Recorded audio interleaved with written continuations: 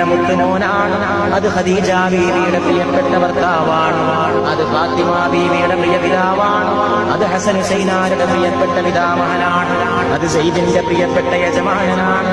അത് ലോകത്തിന് മുഴുവൻ അധ്യാപകനാണ്. അത് പ്രപഞ്ചത്തിന്റെ അഭ്യുദയകാംക്ഷിയാണ്. അത് മാനവ കുടുംബത്തിന്റെ കുലഗുരുവാണ്. അത് ഏറ്റവും വലിയ വിമോചകനാണ്. ഏറ്റവും വലിയ വിപ്ലവകാരിയാണ്.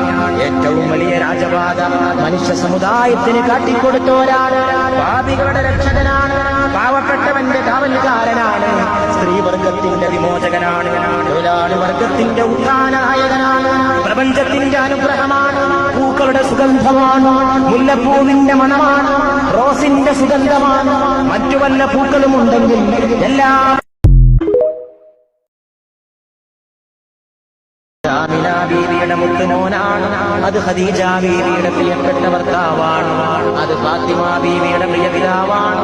അത് ഹസൻ ഹുസൈനാരുടെ പ്രിയപ്പെട്ട പിതാമഹനാണ്. അത് സെയ്ദിന്റെ പ്രിയപ്പെട്ട യജമാനനാണ്. അത് ലോകത്തിന് മുഴുവൻ അധ്യാപകനാണ്.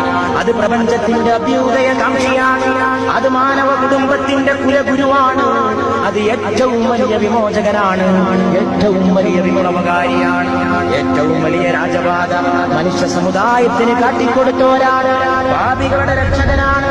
പാവപ്പെട്ടവന്റെ കാവൽക്കാരനാണ്. സ്ത്രീവർഗത്തിന്റെ വിമോചകനാണ്. തൊഴിലാളി വർഗത്തിന്റെ ഉത്ഥാനനായകനാണ്. പ്രപഞ്ചത്തിന്റെ അനുഗ്രഹമാണ്. പൂക്കളുടെ സുഗന്ധമാണ്. മുല്ലപ്പൂവിന്റെ മണമാണ്. റോസിന്റെ സുഗന്ധമാണ്. മറ്റു വല്ല പൂക്കളും ഉണ്ടെങ്കിൽ എല്ലാം